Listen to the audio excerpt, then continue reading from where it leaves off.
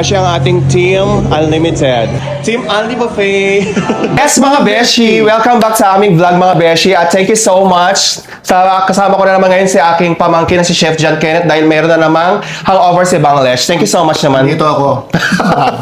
So nandito tayo ngayon sa May Tambayan. Hotel. Yes, sa GSS Avenue Hotel mga beshi, rooftop, no? Rooftop. Unlimited buffet, 35 dirhams which is Friday to Sunday, 11 a.m. to 10 p.m. yes, sulit na sulit mga beshi, 35 dirhams lamang ito Yes. para sa ating mga kababayan dyan at kapwa OFW na nandito sa My Dubai. Menu nila for today's video mga beshi is unlimited buttered shrimp, Unlimited fried chicken. tapos unlimited pininyahang manok. Unlimited tofu, crispy tofu, see? Tapos unlimited din ang kanilang carbonara mga beshi.